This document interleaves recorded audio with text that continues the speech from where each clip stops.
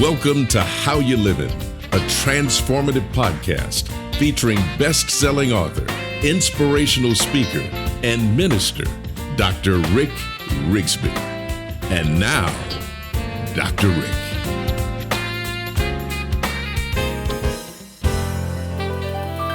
Hello, friends. Thanks so much for listening. You know, we've spent the last couple of months of 2025 discussing a very critical topic, a topic that I feel is vitally important for all leaders to ponder, reflect upon, and consider. It's the need for genuine leadership, authentic leadership. I want to continue exploring ways we can encourage and empower and impact those that we are privileged to lead. I believe a genuine leader is one who displays influential behavior. Such behavior is so respected that others are not only inspired, but compelled to improve every area of their lives. Today, it appears quite convenient to offer alternatives to genuine leadership. It's the societal tax we pay in a shallow culture, a culture that promotes the trite, a culture that promotes the superficial. Disingenuine leadership, as I call it, is based on impressionistic governance. How one presents overshadows how one prepares. As a result, we become distracted by the frivolous stuff that has very little to do with equipping, encouraging, and inspiring people to be better human beings who achieve at greater levels. Conversely, genuine leadership is intrinsic. It's the fruit of character development, the manifestation of living based on a foundation of good values. Contrary to our current thinking, such leadership is not something you rent or purchase or barter or acquire. It's something you develop. Usually, it's developed in those difficult times, in seasons of uncertainty. If our grandparents and parents taught us anything, it was this simple lesson. Genuine leadership is not something you adorn yourself with on the outside, but rather cultivating values on the inside, values that are forged as a result of living the right way. I believe this is the blueprint that drives positive behavioral change. This fundamental philosophy was driven into me not during my couple of decades in the halls of academia as a graduate student and a college professor, though I thoroughly enjoyed my time in the academy. This philosophy was not introduced to me through my nearly 4 decades of training leaders all over the world, although they've contributed in invaluable ways to my thinking. No, I learned this leadership philosophy in the most unlikeliest of places, friends. I learned that leadership is far more than impressive speaking, far more than attractive dress, far more than status, title, position, even education level. I learned from the unlikeliest of sources what genuine leadership is all about. And along the way, I learned that oftentimes wisdom comes from those unlikely sources. In my case, I learned genuine leadership from the wisdom of my father, the wisest man I've ever met in my life, yet he was a 3rd grade dropout. It was humorous Mark Twain who said on one occasion, "I've never allowed my schooling to get in the way of my education." The most influential man I ever met never made it past grade 3, was hardly known outside of his hometown. However, my father is being quoted on every continent worldwide with simple words like these that he taught me growing up. Son, don't judge people. The moment you judge somebody is the moment you stop impacting them. Or how about this lesson? Son, you'd rather be an hour early than a minute late. It was Aristotle, the great Greek philosopher, who said, "You are what you repeatedly do. Therefore, excellence ought to be a habit, not an act." I had no idea at the time in the 50s and 60s and 70s, I was living with a representative of Aristotle who simply said, be an hour early every day. It's not about you, in other words. Be an hour early every day. My father taught me to be kind, even if people weren't kind to me. Be kind to them.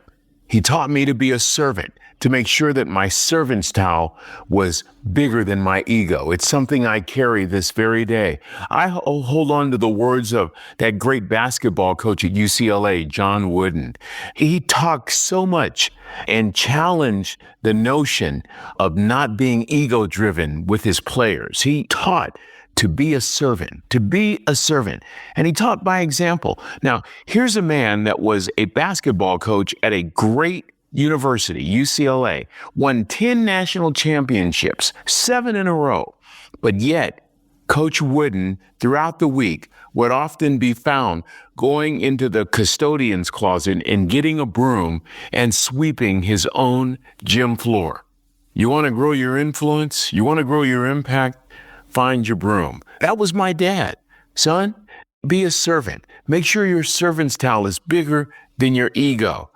I love the words from that great philosopher, Anonymous, who said on one occasion, ego is the anesthesia that deadens the pain of stupidity. Pride is the burden of a foolish person.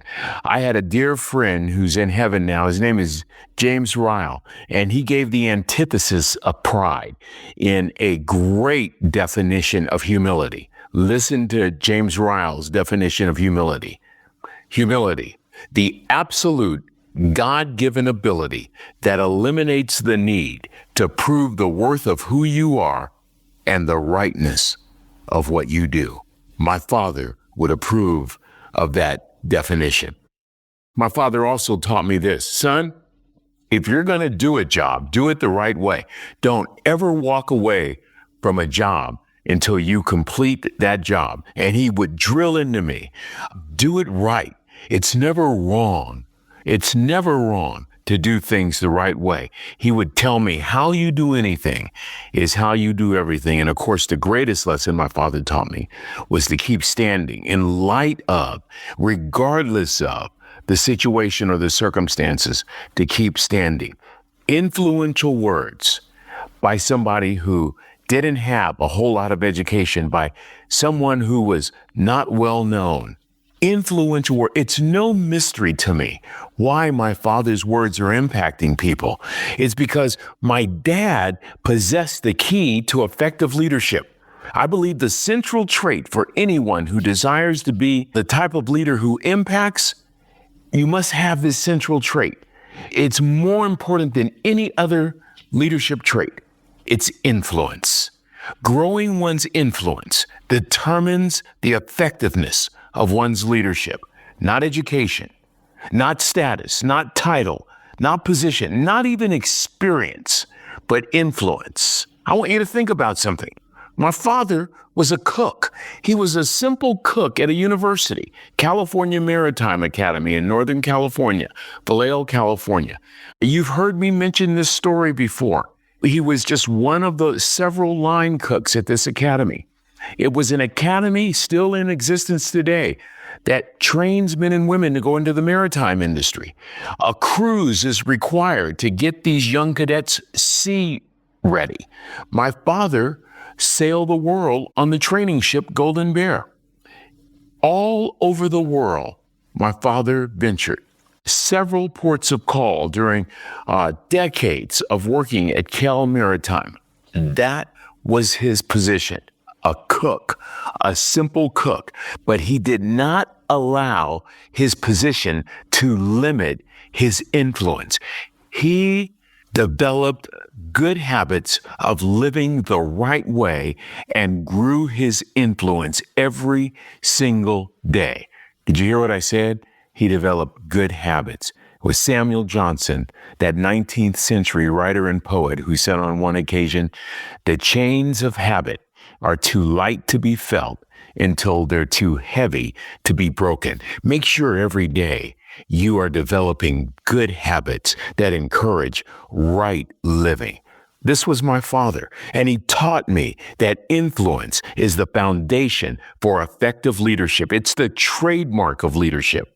John Maxwell said it best: leadership is influence, nothing more, nothing less. Our degree of influence determines the power of our impact. Leaders who insist on making a nice showing, presenting well, They fit well into a shallow, superficial culture that doesn't place a great demand on substance. Looking good and sounding glib, friends, is not impactful leadership, and few will be inspired by your behavior.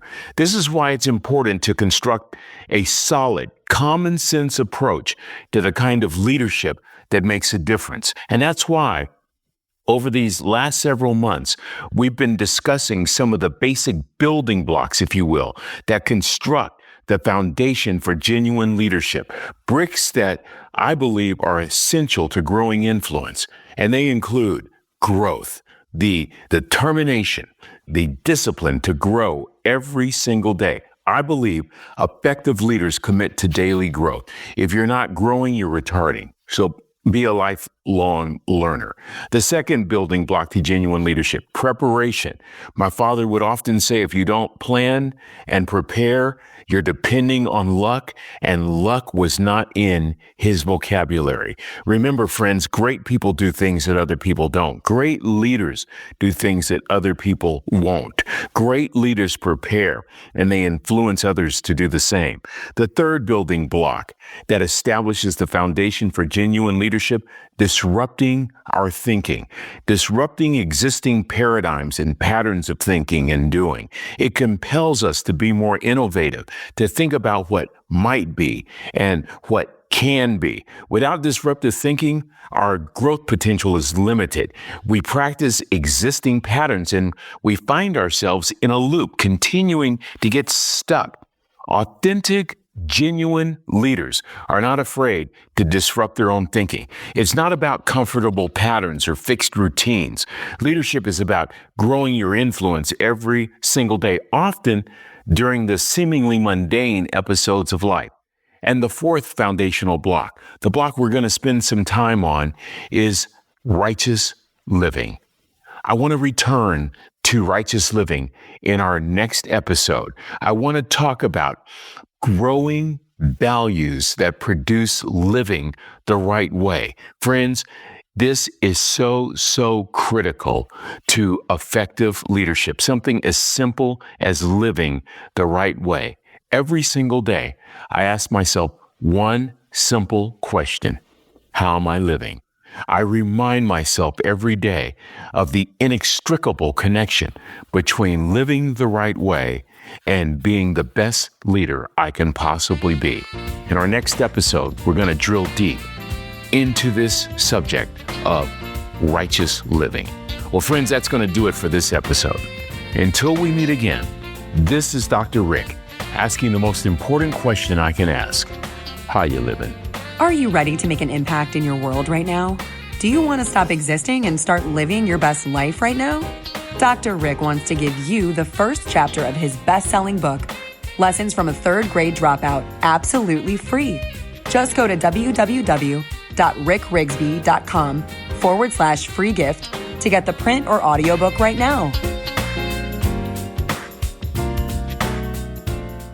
This is thepodcastfactory.com.